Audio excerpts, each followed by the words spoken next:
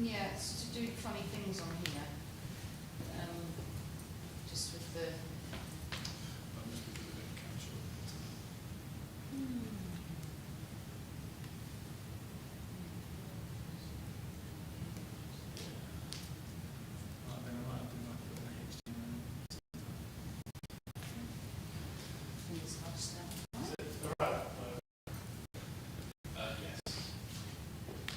Okay, brilliant. So it gives me enormous pleasure to welcome Alinka Greasley, Professor Alinka Greasley, back to the RNC, because Alinka and I shared the teaching of music psychology for a good 3 or 4 years at least. One of my first PhD student went on and did a postdoc with Alinka when she started her job at the University of Leeds, and we have co-supervised 2 PhD students together. So although we've never actually, well, we have published together as co-authors with one of those PhD students, but we've never actually dreamed up a project of our own together. No. And who knows, there may still be time. Yeah. So when I think about how I first knew Alinka, she, I think, had just got her PhD, which she got from Kiel, like I did, but Alinka's PhD was with Alex Lamont, and you can read about Alinka's research if you're interested in experiences, strong experiences of listening to music. But the thing I always say to our students here is that Alinka is also a DJ and a violinist and lots of other really interesting things besides. But in her daily job, and this is where I have to check, she's in the School of Music at the University of Leeds, where Barbara Kelly is now her boss. She's Director of Research and Innovation. She teaches music psychology at all levels.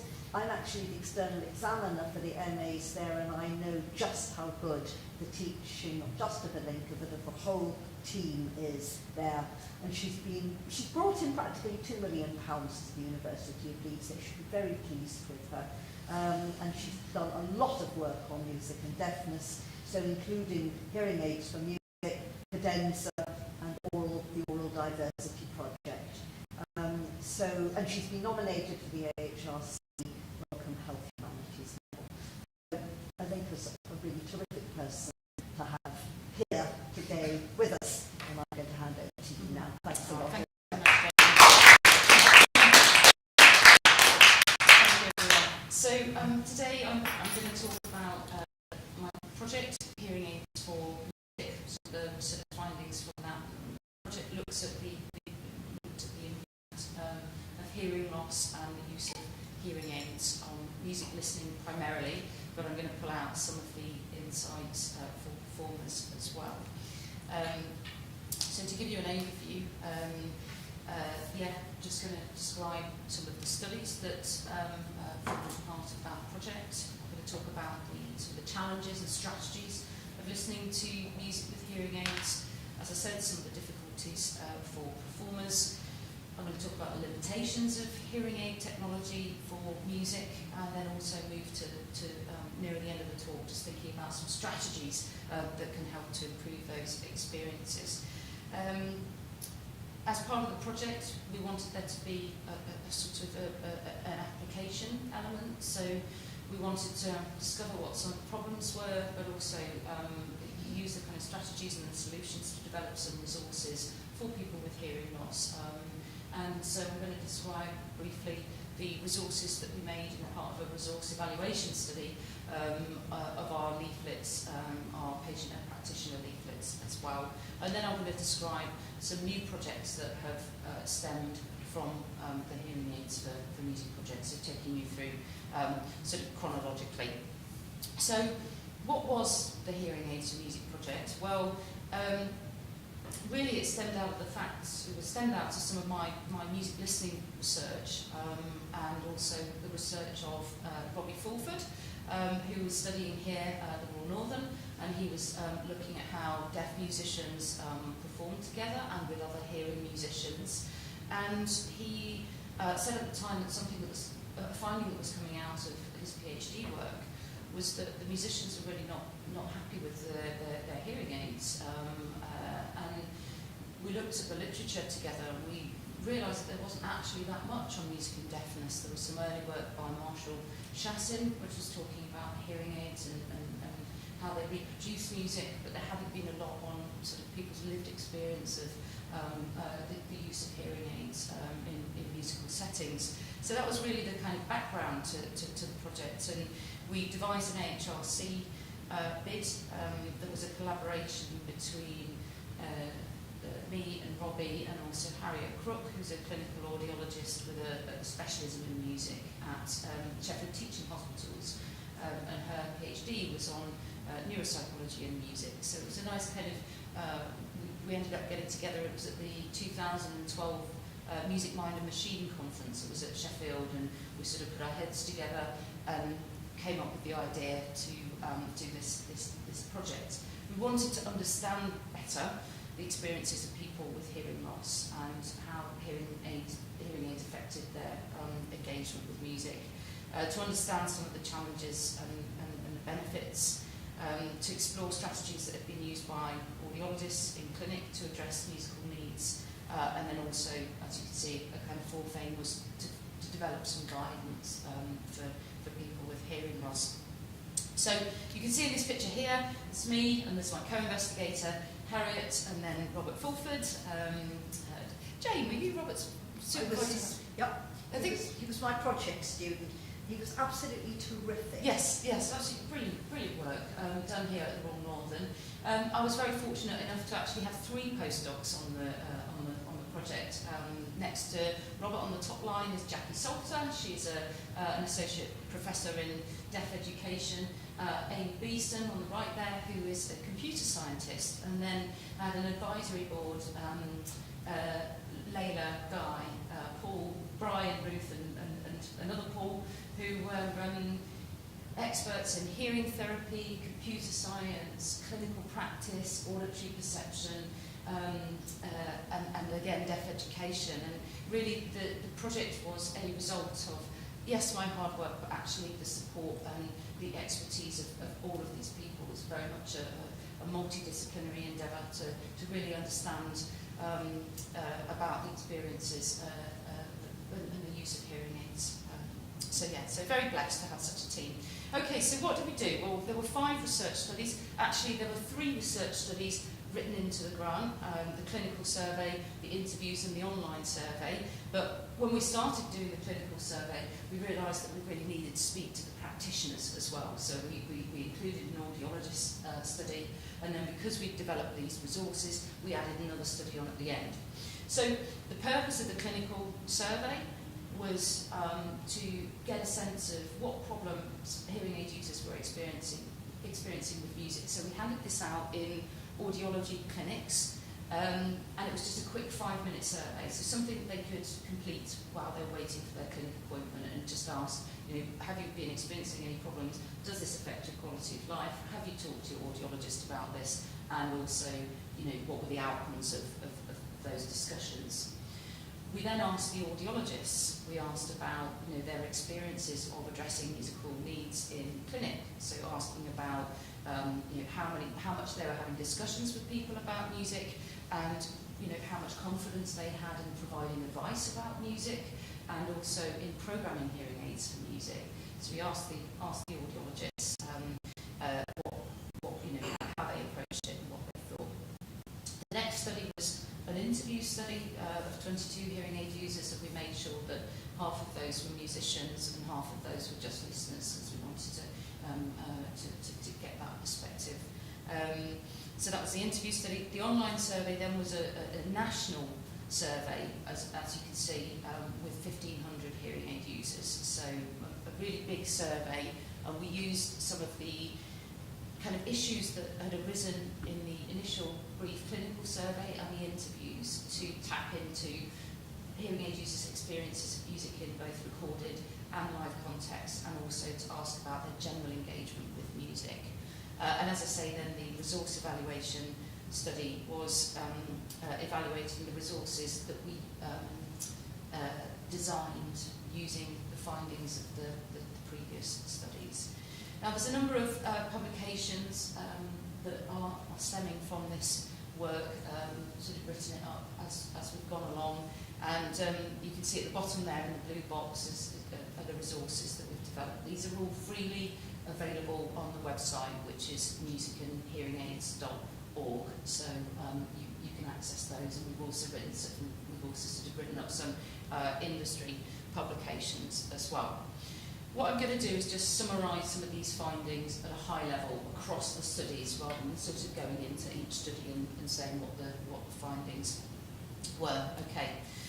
So, some broad level findings from the project. First of all, despite a hearing loss, we've got people who are very engaged with music. So, 87% agreeing music is important to them, 67% listening as often as they can, and 66% attending live events regularly. So, the sort of assumption that people who are deaf might not be engaging with music is completely incorrect.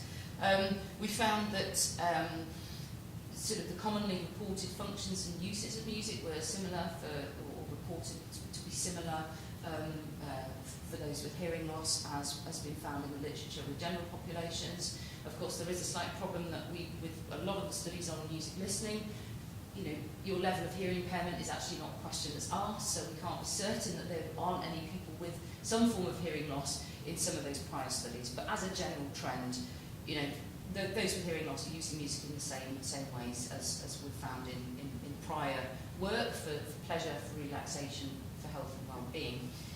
We also found that with this particular group, particularly for the national survey of 1,500 hearing aid users, that the kind of musical preferences were in line with that of the prior work that had been done on the general population as well. So for our participants with a mean age of 60, tending to prefer classical, blues, musical theatre, choral music, rock, jazz and pop, and were less likely to prefer, for example, dance, hip-hop, rather than heavy metal. We did find some differences by hearing loss level in sort of patterns of engagement overall. So while we've got a sort of highly engaged sample, those with more severe hearing losses were more likely to avoid music listening than those with mild losses. Those with more severe hearing loss were less likely to listen for pleasure or listen for other people's pleasure as well, so actually not reporting as much enjoyment out of their music listening as those with lesser forms of loss. And then interestingly, if we think about kind of more complex music, we found statistically significant differences in between sort of preference for classical and choral and opera among those with more severe hearing loss. So overall, these were among the most preferred genres, but then we actually saw a difference there, and the qualitative responses told us that you know, it's because when you've got more severe hearing loss, you find it harder to pick out different instruments. So the greater the complexity of the music, the more severe hearing loss you have, the harder it is for you to be identifying the instruments, or picking out the instruments, or distinguishing the harmony. And so that does explain the sort of qualitative responses that we got, explained why there might be that happening.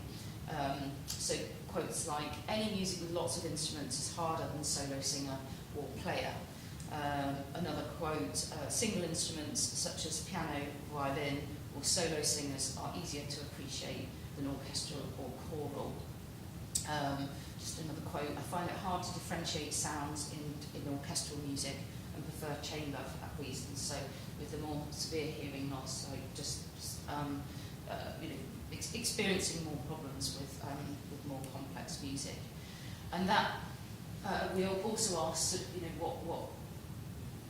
what features of the music are important in determining your appreciation for music. You can see what we asked down the bottom: lyrics, voice, instrumentation, so on. And we can see a pattern here where you know, those with more severe hearing loss are less likely to report that instrumentation, harmony and voice are important in their appreciation of music. So examples like, you know, where there are several vocal tracks, I can't hear the mix, or I can't hear the balance between the instruments. So we did find, in terms of sort of engagement and preference for different styles and different kind of ensemble configurations, we did find those differences there by hearing loss level. But overall, as a group, these were some of the music-related difficulties that they experienced. So probably the most the most salient for the group was the pitch perception difficulties. So difficulties, for example, difficulties hearing pitches, especially high frequencies. Now, hearing loss tends to be predominantly at high frequencies. Age-related loss is particularly at the high frequencies. So that will explain why there were some difficulties there that are mentioned, particularly in the high frequencies. Our participant talked about music sounding out of tune or discordant when they were listening, and also talked, as I've just said, problems kind of picking out instruments or picking out melodic lines as a result of their hearing loss. Quite a number said that they had problems hearing lyrics in music that was really upsetting for them, because for them the lyrics were an important part of their appreciation of music, and they found it very difficult to engage with new music as a result of not being able to follow the lyrics, and tended to listen to more familiar music for that reason.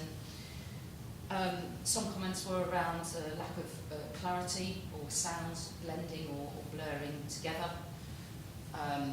The hearing aids themselves kind of producing a poor sound quality, so experiencing feedback or distortion as a result of the hearing aid technology. Also difficulties with dynamics and volume changes,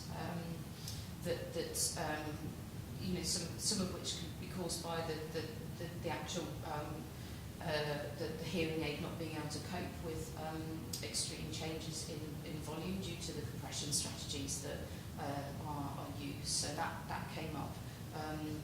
And it's also related to kind of general audibility for people where their hearing thresholds have changed.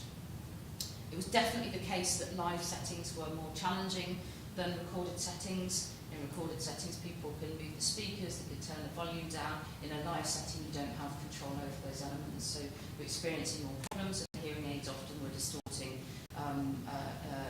particularly in amplified settings. And people were talking about kind of not being able to hear the speech at musical events, so the music being too loud, but then if the singer was talking, not being able to hear that. So quite a lot of different challenges that are reported by the music listeners in the sample. And what I did was I looked at the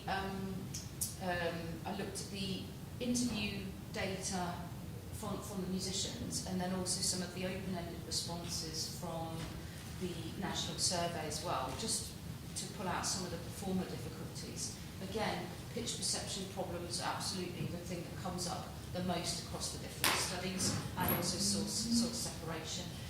Musicians talked about having to relearn the sound of instruments because the notes sounded different with hearing aids, and something else that reoccurs was about this kind of reacclimatising to the hearing aids, because actually the sound that's produced is quite different to the sounds that they were hearing without the hearing aids.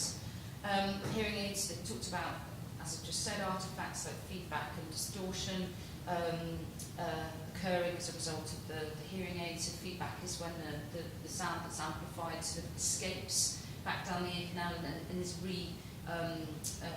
re-amplified by the microphone, and it can result in a whistling sound, which is is quite distracting as a performer. And actually, a lot of the musicians said, "Well, I'm worried about that distracting other people as well when I'm playing in a performance setting." So really not ideal.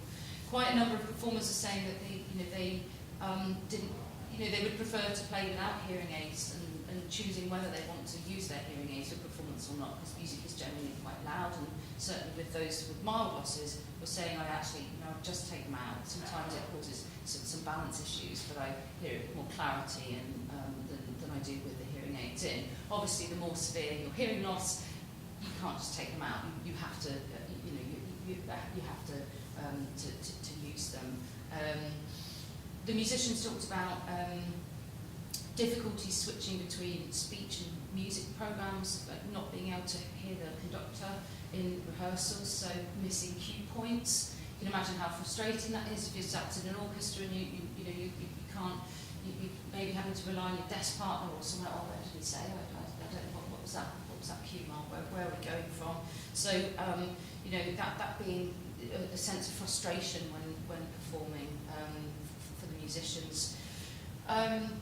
There were mixed evidence for the efficacy of music programs within hearing aids, and I'm going to come back to this a bit later on. But manufacturers understand that hearing aids are not necessarily geared up for music, and they've implemented music programs with particular algorithms to help music perception. There's mixed evidence for whether they're effective for musicians when they're performing. Some people say that it improves their experience, and other people say it really doesn't. So that's something that needs looking at in the future. Hiding hearing loss, that came up quite a lot. So musicians not wanting to reveal to other musicians that they have got a hearing loss and not revealing it for a long time. So we had one of our interviewees in the second study, the interview study, said to us, I went to, as a professional musician, he went and got his hearing checked when he was 61, and they said, you've got hearing loss, you need hearing aids, and then he ignored it for 10 years because he was worried about the impact of other people finding out that he'd got hearing loss. He was worried about the possibility that he would lose out on performance opportunities if he revealed that he'd got hearing loss. So he missed out on a decade of, he could have been wearing his hearing aids and getting benefit from his hearing aid just because of not wanting to reveal the hearing loss. And I think that is a big problem as well, particularly for musicians. And then finally, a loss of ability to perform as the hearing loss worsens. So quite a few got severe and profound hearing loss who you just were not able to perform anymore. They weren't able to hear whether they were in tune. They weren't able to hear others, and just did not feel able to perform anymore. So they were some performer difficulties that I pulled out. I also thought it'd be interesting, as I was giving a talk in a conservatoire, to pull out some instrument-specific difficulties. Now, I just want to remind you at this stage that these were from the national survey, which was on music listening. These are not themes that have come out of in-depth interviews with different instrumental groups. These are just examples of things that were said by performers on that survey. So with brass, there was a lot of attribution of hearing loss due to their physical location in the orchestra, and actually a lot of people who sit in front of the brass were saying, this is why I've got the hearing loss, because I've been sat in this position in the orchestra. So that was something came out. And then again, perceptual difficulties that were mentioned, particularly hearing and gauging dynamics as a brass player, and attacks as well, so kind of tone of voice of the instrument. There were quite a lot of people who played the piano, and a few who played the organ in the big survey. They were talking about pitch perception issues, depending on where their hearing loss was, whether it was in the high frequency, whether they had loss in the low frequencies, about difficulties with harmonic progressions, and then also sounds blending together, particularly with pedalling as well, so experiencing a problem in the sound that they're, almost the hearing aids kind of blurring things, and it just sounded like a mush, and them not being able to distinguish what they're playing. And pianists, a lot of pianists saying that they actually prefer to take the hearing aids out. Again, that's those with milder losses than more severe. Percussion, again, a lot of attribution of hearing loss due to physical location in orchestra. Talked about issues with spectral balance, in particular too much treble, and that was a problem that was identified across the board for listeners and for performers. And one reason why this might be is that, a very likely cause of this is that as I said at the start, most hearing loss is in the high frequency. It's age-related hearing loss, and our hearing loss high frequencies are affected first when we have hearing loss as a rule. So the gain in hearing aids is most likely in those high frequencies, and a lot of people talked about them being over-amplified, so they're receiving too much treble, particularly when instruments are in those higher registers. So that was something that came up in the percussion group, and they also mentioned tinnitus as well, and the way their performance was exacerbated. Tinnitus was exacerbated by them playing. You can see here from the quote, they're saying sometimes instruments, sometimes instruments hitting a particular note or loud sound set up a buzz in the hearing aids. Sometimes the aids dampen down the sound of an instrument, so it's indistinguishable. So it's talking about actually the algorithms in the hearing aids actually changing what they're experiencing in real time. So what they're referring to here is a feedback. And then also this damping down of the sound can happen with compression strategies that are implemented in the hearing aids to make sure that sounds that are too loud aren't amplified. I'm going to come back to the hearing aid difficulties in a bit. So moving on to strings, so the things that came out there, the examples were difficulties with tuning and intonation, so particularly at the start of an orchestra rehearsal, trying to tune your instrument whilst everybody else is tuning theirs. As someone with hearing loss, is really very challenging indeed. And then also being able to hear your own intonation, and this is you know, it's hand in hand with the pitch perception issues that people are experiencing. And then problems with high or low frequencies, depending on where that hearing loss is. And you can see from this quote here, there's a chap who had a high frequency loss, and he actually changed instruments to adapt to the loss that he had over time. So high actually took up the viola when his high frequency loss got worse, and when that degraded some more, he actually moved back to the double bass that he played when he was younger. And actually, if you look at really these kind of music associations that are focused on trying to help people with hearing loss, so an example would be the AAMHL over in the US, the Association for Adult Musicians with Hearing Loss. You can actually find a lot of examples of musicians being desperate to carry on performing, and so actually changing their instrument to play an instrument that's in a lower register or one that is more manageable with their hearing loss. So it was interesting to see some examples here in the survey.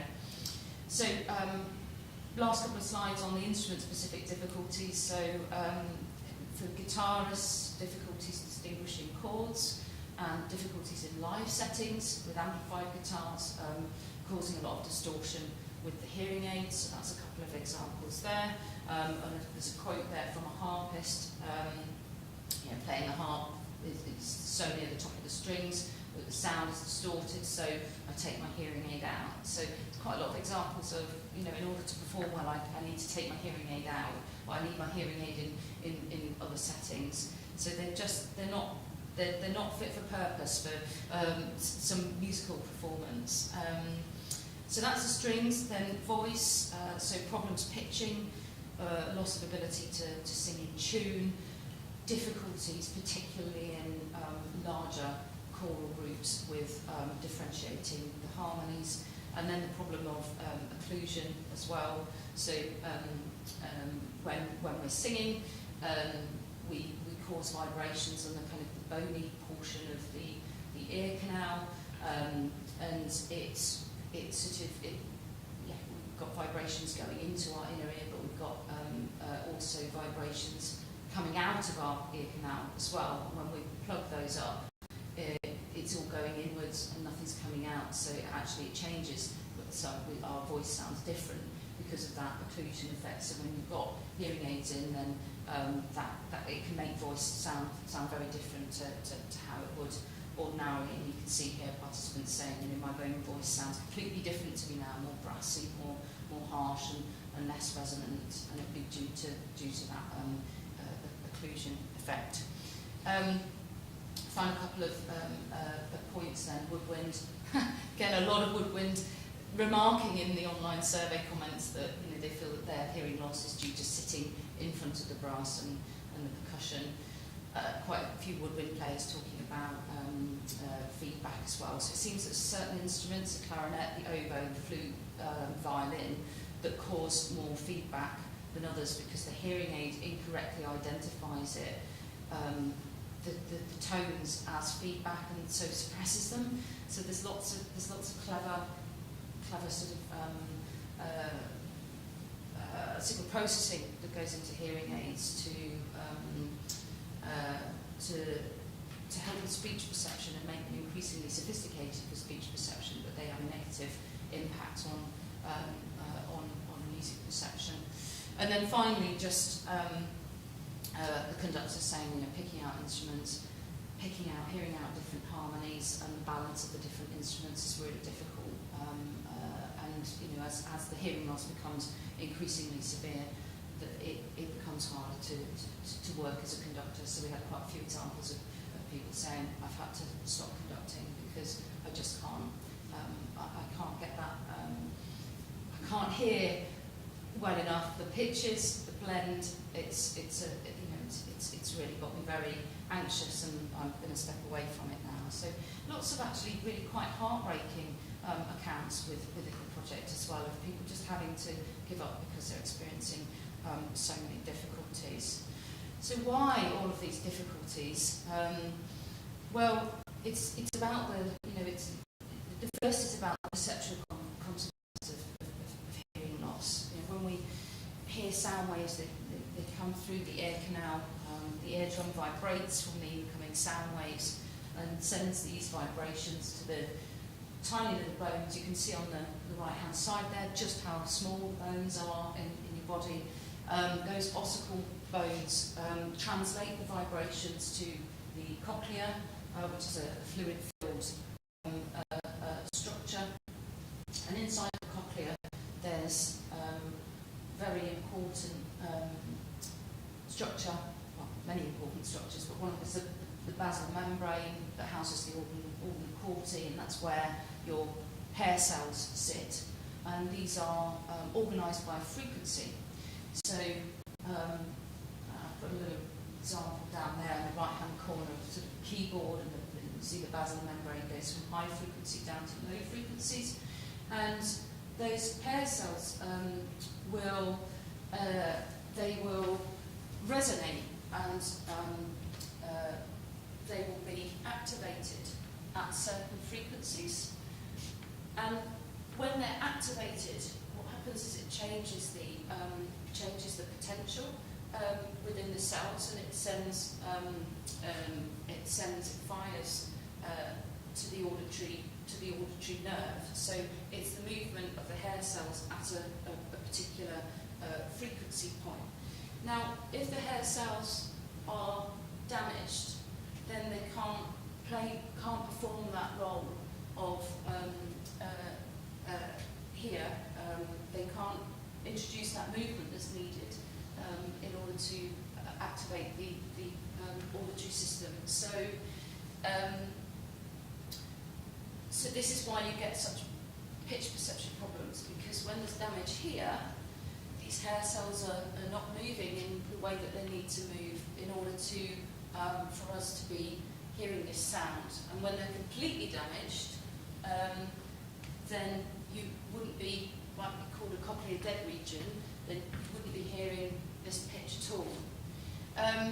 So this is why there are such difficulties with pitch that then translate into difficulties with tuning, and difficulties with intonation, and difficulties with hearing other instruments as well. So, but also challenges with just actually hearing music. So there was one chap in the interview study who wasn't a performer, but his hearing loss meant that his favourite tracks, the pitch of the singer was just, he called it wobbling all over the place. So rather than actually being able to just hear the melody's going up and down, and the pitch is going in and out actually as he's listening. And he said, all my favourite music, I can listen for 10 minutes or so, but then this constant shifting in and out of the different pitches, and that would be because the hair cells are trying to pick up. They're trying to pick up the particular pitch, but the hair cells next to it are being activated, but not to the same degree. So this is why there are these perceptual problems that are experienced.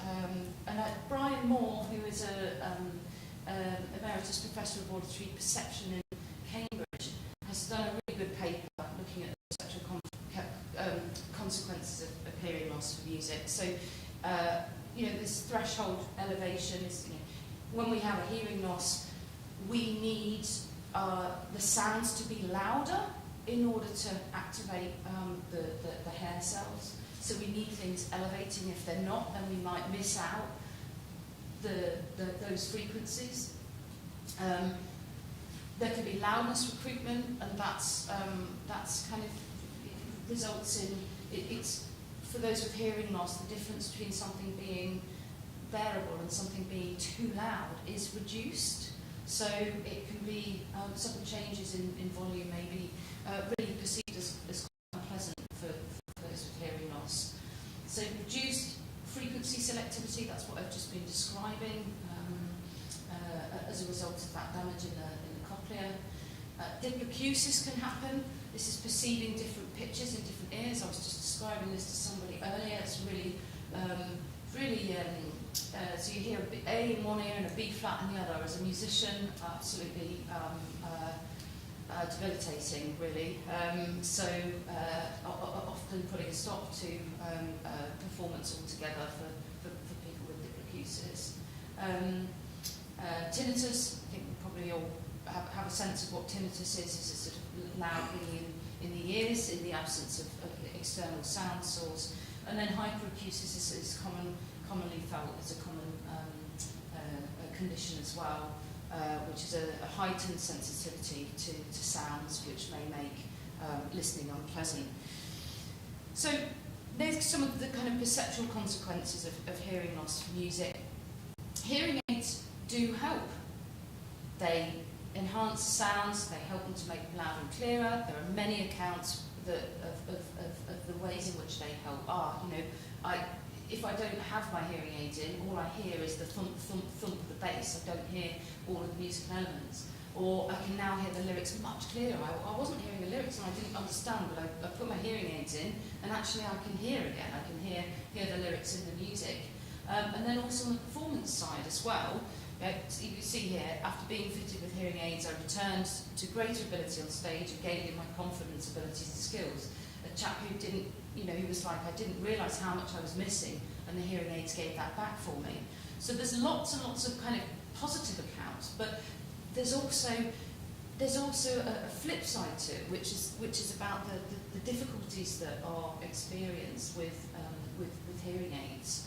Now, the way that hearing aids work is the acoustic input signal comes in, it's converted to digital, and then there's processing that happens, that digital signal processor in the middle, the DSP. Now, this is where a gain profile is applied. So if you've got 20 dB loss in 6,000 kilohertz and you've got 30 dB loss at 4,000 kilohertz, what they'll do is they'll apply that gain within that signal processor so that you're hearing sounds louder at those frequencies. But there's also other stuff that happens in that black box. Things like compression. Compression is applied because we can't just keep amplifying. We can't just keep, things are getting louder and louder.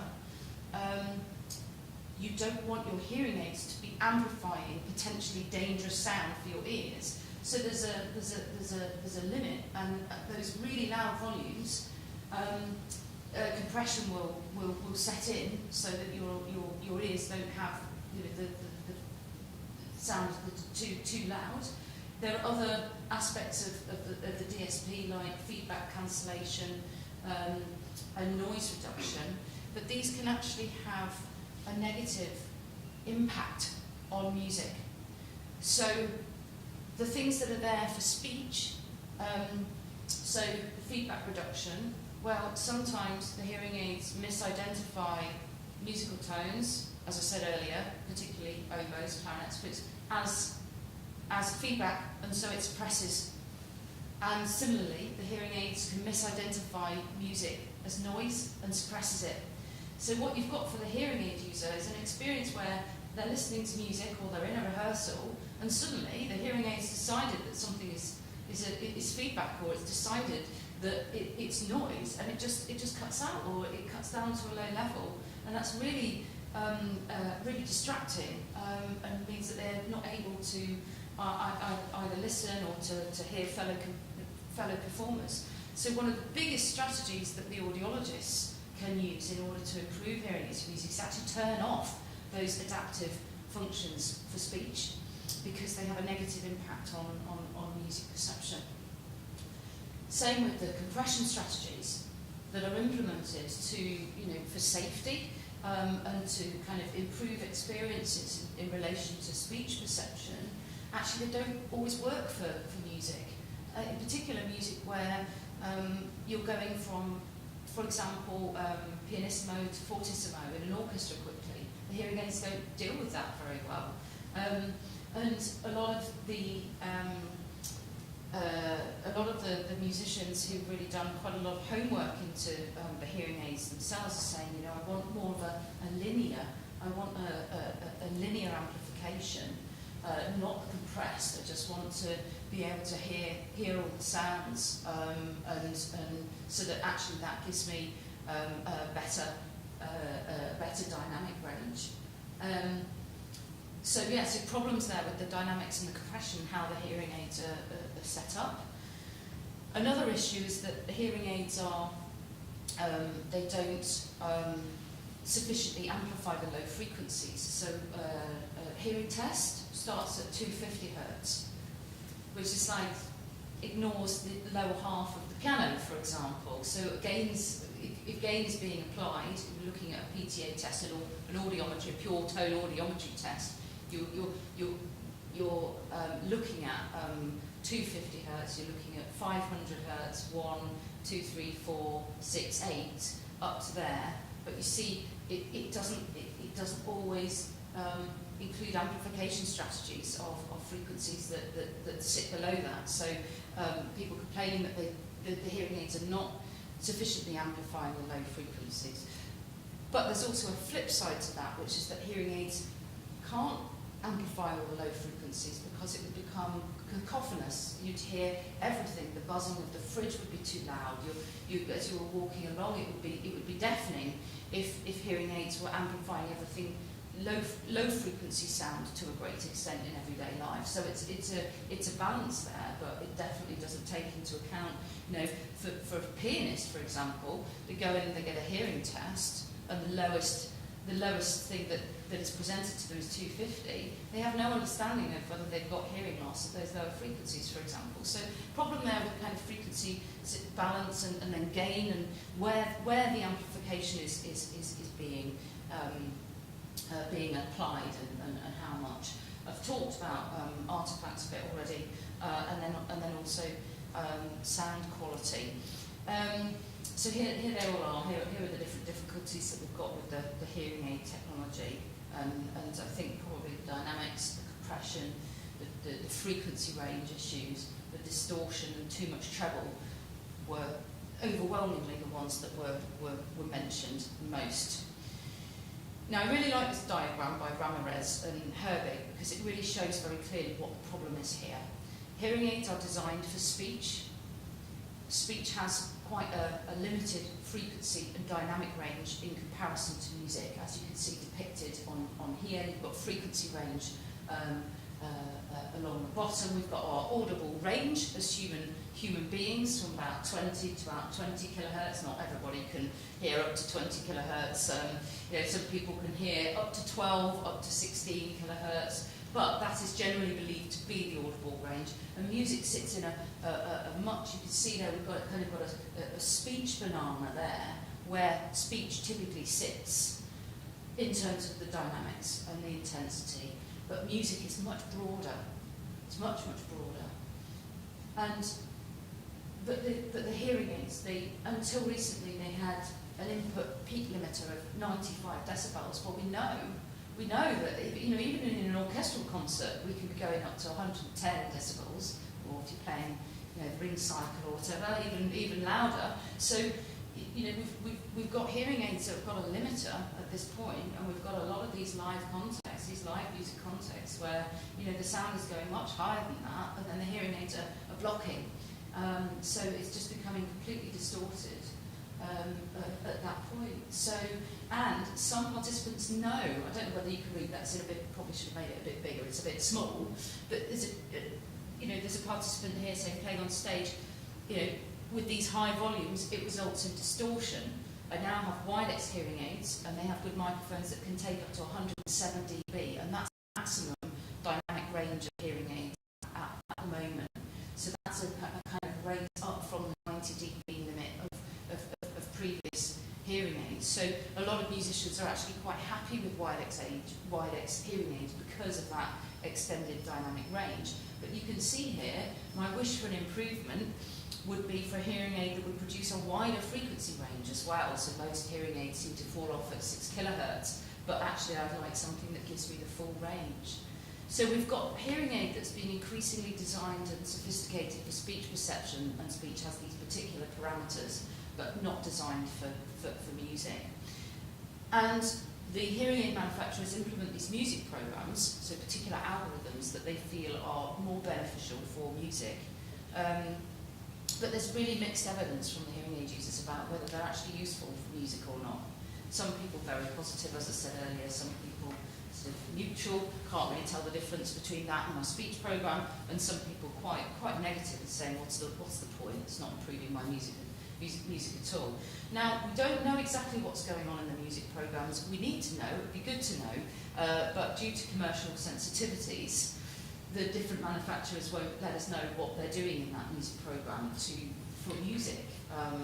Though we are increasingly working with the manufacturers on music-related projects, which is good, but they don't want to kind of give away exactly what they're doing in their product, which is understandable, but it does make it a bit more difficult to tell what the issues are with the different music program settings.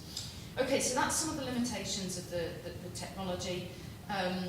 There's also things to do with the clinical appointments that were brought out about audiologists kind of being, they don't really have the knowledge that they need to work with musicians, and they often speak a different language. I was saying this to some of the postgrads earlier. The musician will come in and say, I'm having a problem with, B flat in this register, particularly when I'm playing forte. The audiologist doesn't have what?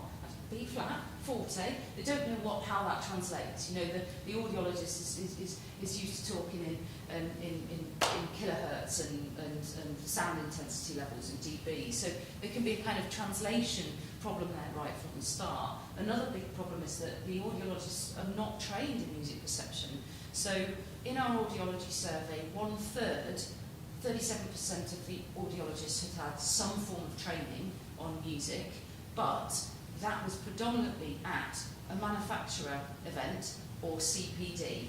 So it was or a conference. So it wasn't something that was embedded. It was only a handful of people who said, I did a module in my audiology training on music. So it's not the audiologist's fault. They're not actually trained about music perception. So it wasn't surprising that in our survey that we found that while some people who'd been practicing for 10, 20 years felt quite confident, there were others who didn't feel confident or were actually quite reluctant to provide advice about music or to program hearing aids for music. So there's some work to be done there to help audiologists to understand more about music perception strategies that might be able to help them in clinic to help their patients. So, strategies to help overall. This was an early diagram that I drew sort of after, I think it was the first or the second study. And these were the things that were coming out of the interview study.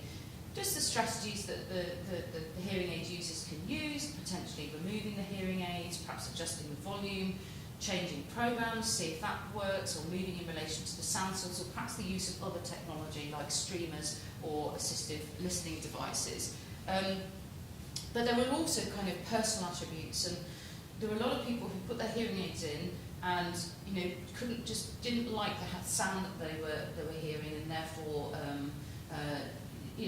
didn't persist with them. And the people that were had a lot of benefit were those that actually were willing to spend the time doing some listening practice and to persist, even though they weren't enjoying the sound that they initially were having from the hearing aid. So I think that's something that really came through as a strategy about being persistent with the hearing aids. Keep wearing them, and you will adjust to them. You will get used to them. There were other things that were suggested as well. So some people saying, well, I actually avoid the problematic genres now, and I changed preferences. I can't hear the lyrics very well anymore, so I've started listening more to instrumental music and music without lyrics. Or I struggle with orchestral music, so I've started to listen more to chamber music and quartets, because actually I can discern the instruments more. A range of strategies: listening to familiar music, thinking about where you are in a venue, or positioning yourself so that you can maximise your ability to understand or follow the performers. And then in some cases kind of avoiding specifically very loud live music events, or for those with more severe hearing loss actually attending perhaps more of the social aspects, and you've got really severe hearing loss and you're no longer enjoying music actually going along anyway. For performers, it's the thing, I think I've got this quote here: it was 2 years before it's a pleasure to put them in rather than a pleasure to take them out. I think for performers in particular, it's this process of acclimatisation. The hearing aids, the sound that the hearing aids produce is not going to be, it's not as natural, it's different, and it takes quite a bit of getting used to. And it's also the case that they can be set up differently. You can apply a music program, you can remove the adaptive functions for speech, but not all musicians know that that's an option for them, and not all audiologists know to say to musicians that that's an option. So it's just raising awareness, and for audiologists just knowing how different in particular it is for musicians trying to get used to hearing aids. It may be that repeat visits will be necessary. Other things that were mentioned by the performers was about relying on visual cues to a greater extent, and some were talking about relying on watching other people's fingerings on the chords on the guitar to know where they were, or looking at other violinists and looking at their desk partner to see where they were, or which way their bow was going. I mean, all sorts of things talking about how they can kind of use visual, started using visual cues to a greater extent to understand where they were in the music. And I've already given that example of changing instrument as well, so kind of changing instrument to a lower register. For the audiologist, strategies that have come out of the project are having more discussions about music in clinic are important. Really thinking about the individual nature of the person's musical experience. So really getting to grips with what they're listening to or they're playing and what context, so that they can really understand. Asking them to document what those problems are, so they're working together to understand in what settings the hearing aids are causing problems. To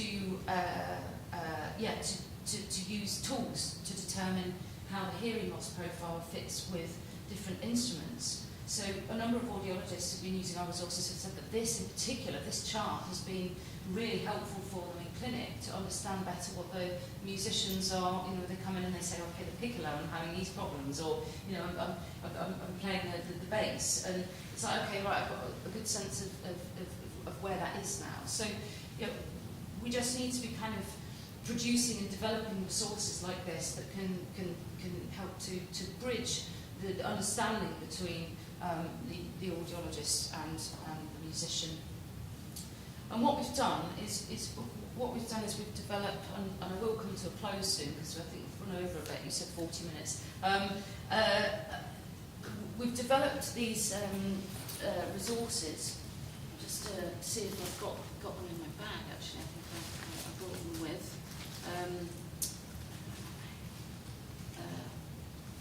Yeah, on the project to using the findings.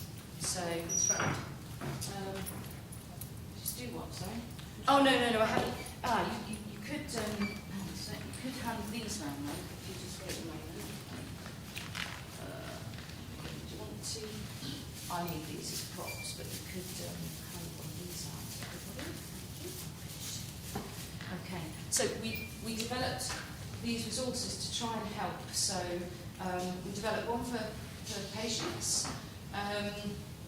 These are all freely available from the website. So we developed a patient leaflet, and then we developed 2 leaflets for audiologists as well, counselling and fitting. One's about what questions to ask and how to address musical needs in clinic, and another one is about how to program a hearing aid for music, which includes things like turning off the adaptive functions for speech, gain settings, choosing compression settings and so on, that we have devised from what the patients have said to us, what the hearing aid users have said to us about what's worked, and what the audiologists have said to us about things that can help. We did a resource evaluation study which had some really positive feedback. So patients reported that they were really helpful for understanding why listening to music can be challenging and some of the strategies that they can use. The practitioners reported kind of greater awareness of the problems, greater understanding of the limitations of hearing aids for music, that they were having more discussions in clinic as a result of engaging with the resources, and had greater confidence in programming a hearing aid for music. So we're really happy about this, and they also provided some sort of reflections on what we could do better. And on the website, the Music and Hearing Aid website, you can read at the top there. You can access a paper which you know just gives an overview of the evaluation of the resources as they're developed and what people think about them. Last 3 slides, I just want to just talk about 3. I'm going to do it in very quickly. Just talk about some projects that have led on from this. So really, the development of these was the culmination of the hearing aids music and that 5th study, which was the results evaluation study. I've been focusing the last couple of years on where next. And this is including, and there's 2 strands to my work. One is improving the technology, and the other is focusing on audiological care, okay? Which makes sense because they're the things that are coming out of the findings. So the first one is called Cadenza. It's a project that I'm working on at the moment. It's an EPSRC funded project, a collaborative project with Nottingham, Salford and Sheffield. And what we're doing is we want to develop new signal processing approaches for music for use in hearing aids and consumer devices. So we've got two elements to the project. The first is understanding perceptual attributes of music audio quality for hearing aid users. That's the bit that I'm leading at Leeds. So that's kind of perceptual listening experiments with hearing aid users to understand. So you'll notice on my slides that poor sound quality was coming up a lot. You know, poor sound quality, distortion. What do we need to do within the hearing aids to make sure that that's not happening? And of course, some of that will be related to the hearing loss, but we know that some of it is related to the technology, and you know, we can improve it. The second part of the project is to run machine learning challenges where entrants will develop new algorithms for music processing that are then rated on terms of their music quality. So that is a project which is, we're a few months in now, so just starting up, and that's a 5-year project, so it's something I could update you on more in due course. I'm also involved in a project on music scene analysis with some colleagues at Oldenburg. So, as I've said quite a bit, the kind of ability to identify and pick out different instruments is really difficult, particularly with more severe hearing losses. So I'm involved in a project where we're developing an adaptive music scene analysis test and looking at how, under what conditions are people more likely to be able to identify different target instruments.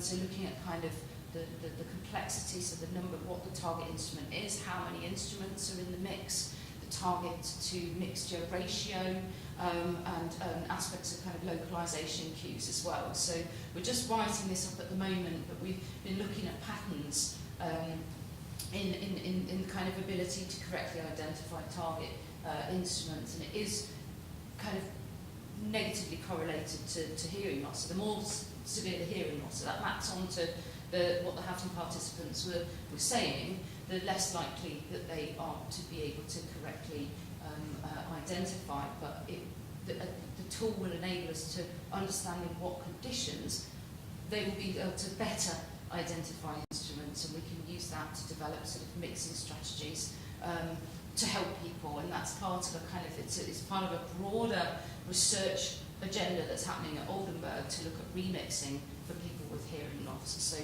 how can we adapt the different stems of music in order to make in line with different hearing loss profiles, to make it to improve their ability to hear the music. And then just lastly, the Heroes project is actually under review. It's not a project yet, but I wanted to include it. It's a grant that I've currently got under review with the HRC, looking at improving access to the provision of audiological services for musicians. So really understanding and mapping musicians' hearing health behaviour, looking at barriers and facilitators to them accessing services. That's both for hearing protection devices and also for hearing aids, but then also exploring what audiologists are doing in their current practice to provide services for musicians. So it's like a two-pronged 2-year project, hopefully, fingers crossed, if the HRC funders.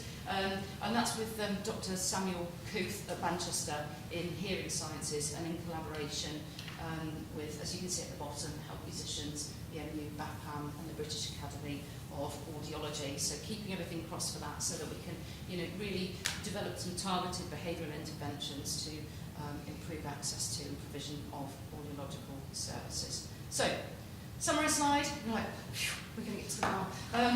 Okay, so listening to, as we all know, listening to and performing music has significant health and well-being benefits, particularly for older adults. Hearing loss, which is particularly prevalent in older adults, it causes perceptual difficulties. It can adversely affect music appreciation and negatively impact on musical activities. Now, hearing aids, they make engagement with music possible, but at the same time, they can cause unwanted artifacts such as distortion, and the sound quality is poor. And interestingly, a theme throughout the studies of HAFM was this devil in the deep blue sea analogy, coming up time and time again in the studies. They allow me to hear more, but the sound quality is poor. Or as a live performer, I wish there was an aid that would make the sound more natural and without the feedback. I play without aids, I miss the detail of others. I play with them in, I get unnatural sounds and feedback and distortion. Since it's kind of, I need them, but they're not good enough. And that was throughout the whole project, really. So that's what we're doing. We need to improve the technology. So that's a focus of ongoing research and the new projects, thinking about how do we improve the signal processing, and also mapping the clinical practice. And I want to say positively that the manufacturers are increasingly on board with these music projects. And that's it. Okay, thanks very much. Thanks for listening.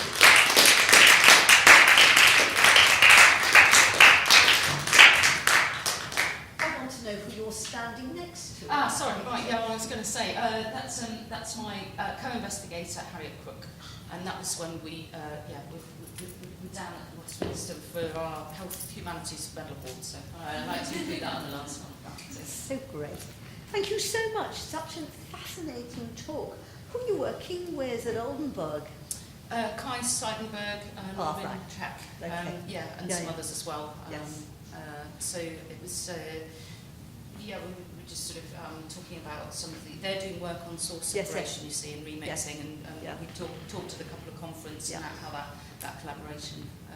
I only asked because because I was just remembering why Alinka came was that when I first was here, I had two fellow music psychologists and we shared the teaching between them. One of them was to Kreutz, of course, was at Oldenburg, and that was the connection. So, it's really lovely to hear you talking about it. It's very salient for me, not that my hearing is suffering, but as former chair of the Board of Trustees for Music and Around, I go to a lot of concerts. And I go to a lot of concerts that are patronised by increasingly older people. And hearing aids are there's a big issue. And I do know people who are very, very happy with theirs. That's excellent. Which is really just good. Wonderful. Yeah. But not very many. And when I think about what it would, I know. And when I think about how it would have benefited my father, who was a huge lover, if only he could have got used to using hearing aids, and if they had been specified for music, because that was very important to him. But that isn't what I want to. I mean, that's just waffle. What I actually want to ask you about is something very, very specific. I met Alf Gabrielsen at a conference decades ago, and he was talking about, and he was kind of the original kind of strong experiences of music person, and he said the thing that broke his heart was that he had perfect pitch, and it had what some music psychologists call absolute pitch, and that it had gone down, but not consistently.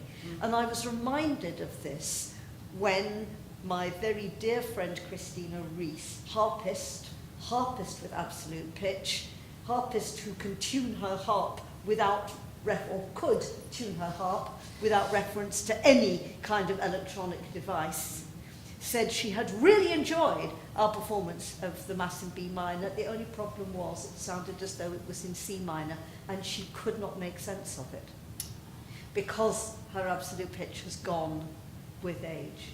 Now, do you have any data on pitch change? I mean, you mentioned it, but kind of very much in passing. Yeah, not specifically on this project. I'd need to go back to the research literature and look for that specifically. I think there's not a lot, because I remember looking at the time. Well, there might be more now. It takes somebody. I would argue that it would take someone dedicated over a period of time to actually map what's going on, it's not a very nice thing to document either. It's quite upsetting for people. So it really would take a lot to kind of map where those problems were. But it is put forward as a way of identifying for an audiologist. So I have pianists get in touch and they say or instrumentalists get in touch and say, I seem to be having these problems here. Well, have you sat and actually gone on the piano and just really identified where you're having those issues? And often, if that is just done in a really systematic way, and sometimes with a tuner as well, an electronic tuner. So this is definitely an A. It's not the piano that's out of tune. This is an A. I'm not hearing this as I meant to. That in itself can be a really, really informative way of understanding where the problems are over time. And does the technology exist? Could it exist actually to shift it back up again, or for somebody for whom it's dropped? That is a really interesting question. I mean, that's like an individually tuning at that level of gradation. It's not possible at the moment, but could potentially be possible in the future. And you also watch this space. Potentially down the line, but it's quite it's quite crude, both the audiometry test and the gain settings and the gain addition within the hearing aids. It doesn't have. So some audiophiles have set about programming their own hearing aids to really get around this, but that takes really quite a lot of specific knowledge, and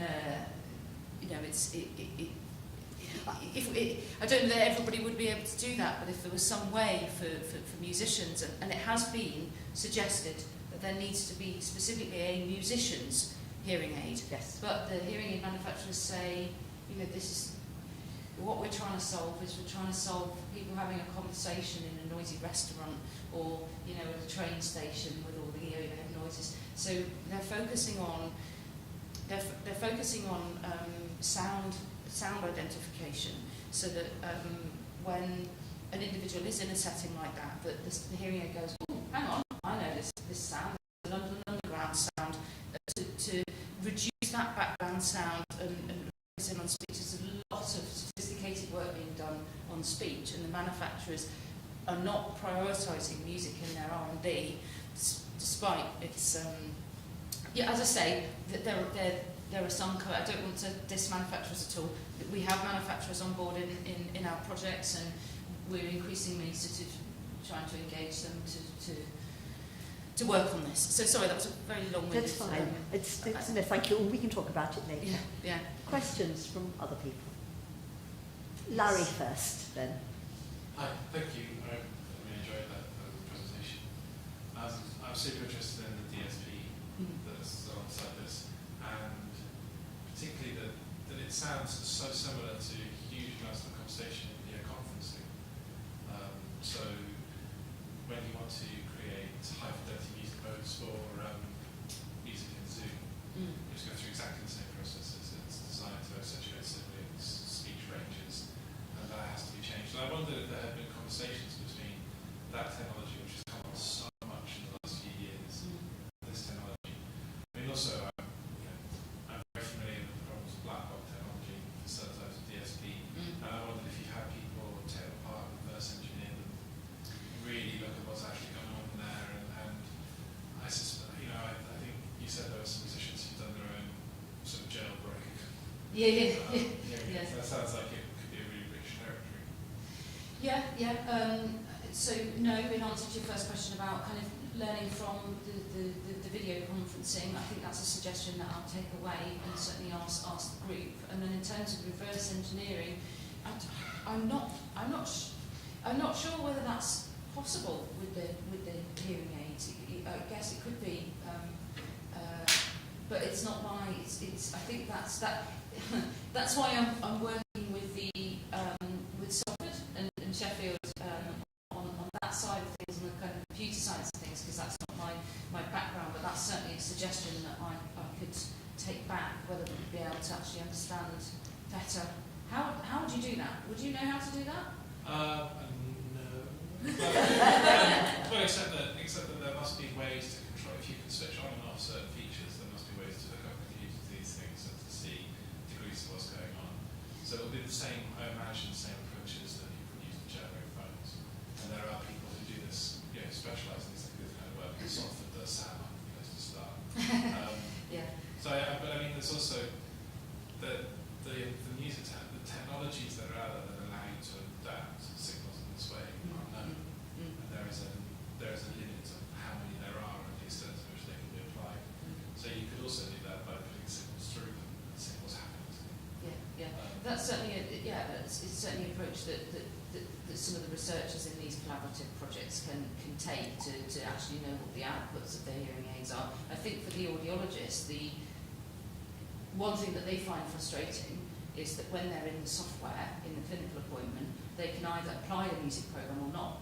It's kind of yes, no, is it on or is it off? And they're not kind of privy to what's going on in the background of the music program, and that's a frustration. So they can then make adaptations, which is then turning off, for example, the feedback canceller or the noise reduction. But when it comes to the music program, it's kind of on or off, and so they don't have, that kind of insight into what's going on. But we did huge projects here looking at high fidelity music and video conferencing for a project that lasted a few years.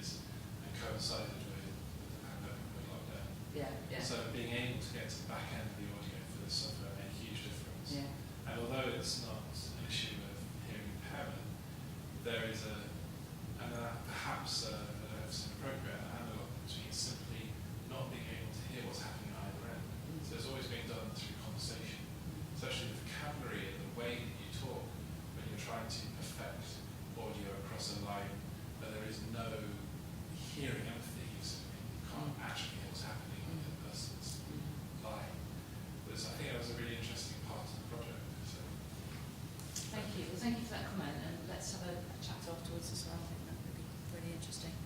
Any other questions?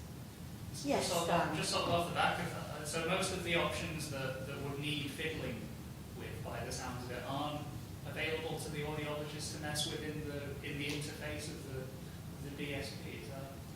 For the music program, yeah, that's something that is preset. So there's some indication from the manufacturers about the strategies that they're using in terms of gain within those programs, but it's not. They won't be completely transparent about it. So it's quite difficult to. You apply the standard fitting formula, which is the gain profile of the hearing loss, and then the music program on top of that. So Oticon, for example, said that they were boosting the mid frequencies and lowering the high and low frequencies, and I have no idea where the rationale for that has come from, for example. But they did, it's very non-specific. So I think your idea of, trying to jailbreak it, that's probably. I'm also curious as to the manufacturers protecting intellectual property or veiling shortcomings in what they're actually going about, what they're prepared to do. And based on what you said, either is possible, or perhaps both. But my curiosity is piqued about that. Faith had a hand up, and Ellen, did you have a finger up? I did. Excellent. I was kind of what you were talking about. Cool. Faith, would you mind if we went with Ellen first while she remembers, and then we'll come to you? If it's really a question, but so I played an orchestra once with a gentleman, retired judge, and we were talking about hearing loss because I was playing, I had to use my headphones, whatever, and he got out his mobile phone and he's like, oh, look what I can do with my hearing aids. And he showed me a whole interface on his phone where he could adapt. He could basically adapt. So he's like, oh yeah, but I want to hear the conductor, I just do this bit here, and I don't want to hear him because he's playing it, I just turn it down. And so it seemed like there are kind of programs or hearing aid equipment there that have a more. Yeah, so you can get a phone application with some of the the higher end hearing aids, not ones that you can get through the NHS at the moment, where you can make adaptations. So you can control the program with a phone app, and you can turn down. Again, it's quite crude. So you can. It's got an equalizer, and you've got mid, low, mid, and high. So you can adapt the sound like that, or you can mute one or two of the hearing aids. Or as I say, you can change programs to a speech program, but it does involve this in a rehearsal. This is what musicians were saying.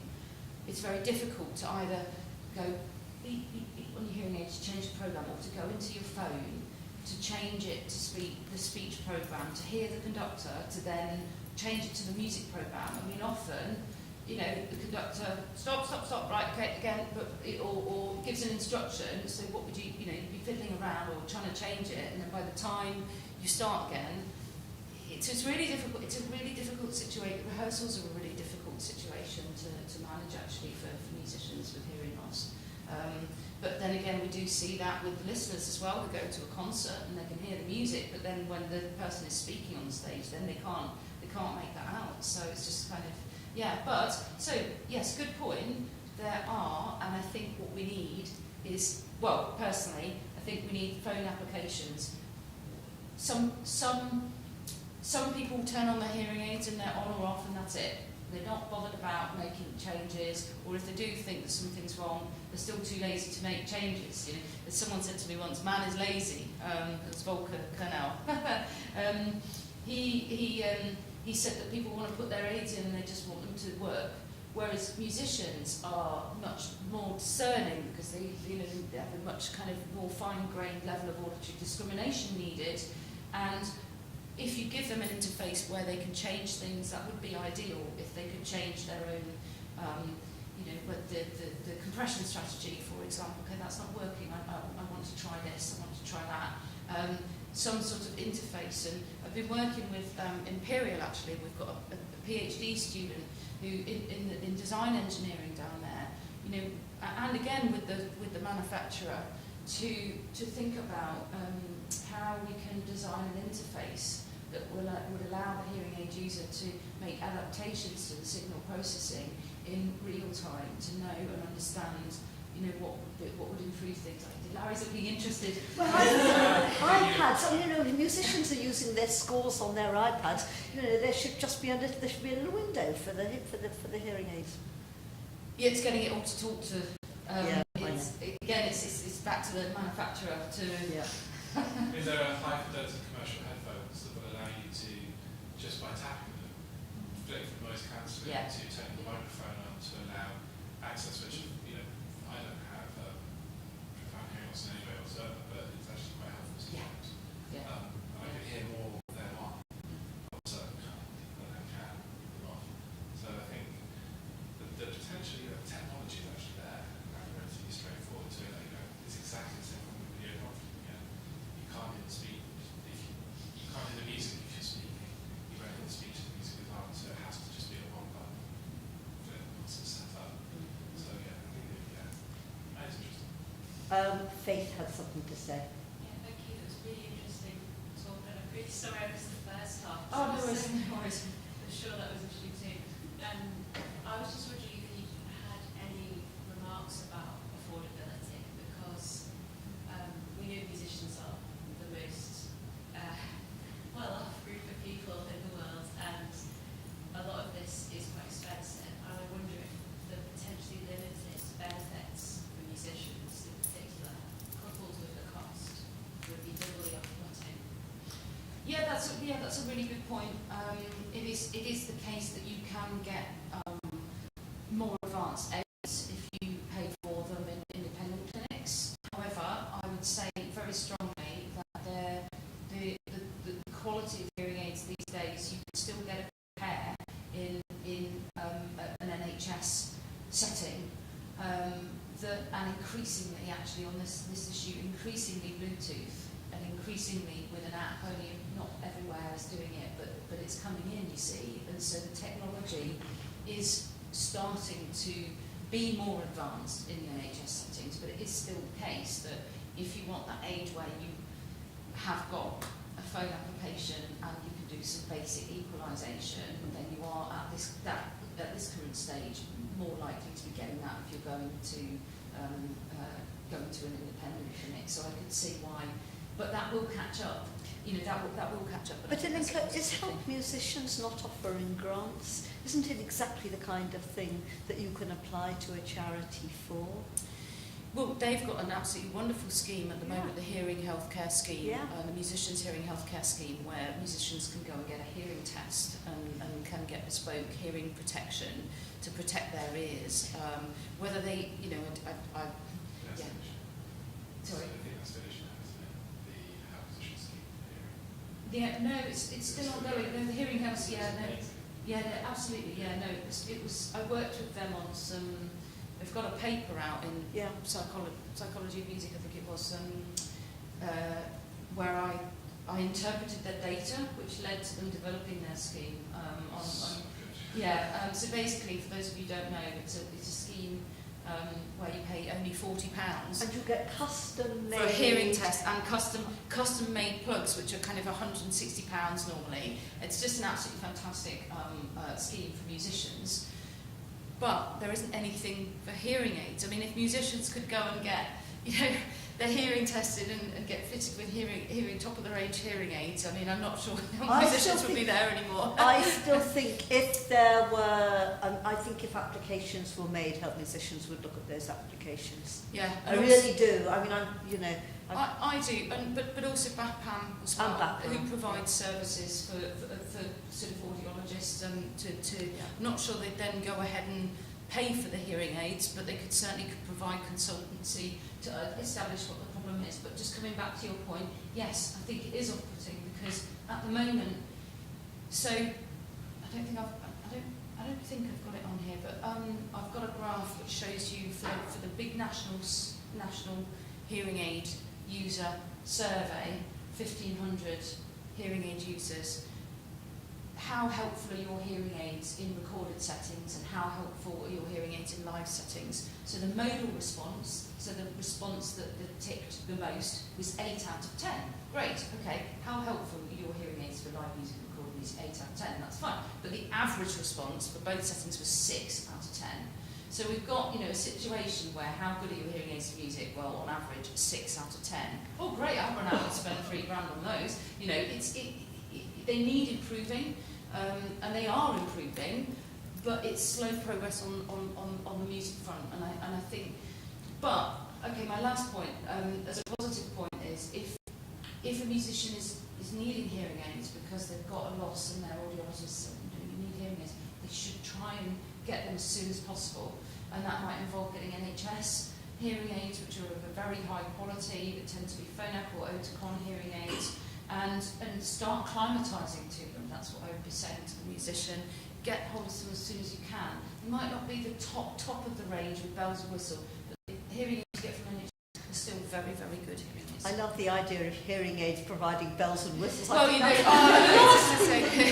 actually, that's the last thing you want to have, given everything that I've just said. But you know what I mean. That's the expression for, high quality products. So anyway, but yeah, no, please, if you know somebody who knows they've got a hearing loss, tell them to go to the NHS to get some hearing aids. They're really, And read Alinka's work. work as well. So I think we should let your hook straight to 6. We're not going to have time for a drink at this rate. I'm going to leave the building. Okay. But thank you all very much for coming. Thank you for your questions and your contributions. Alinka, thank you very much indeed. Didn't even ask if there were any questions coming in on YouTube, Larry. If he's not listening.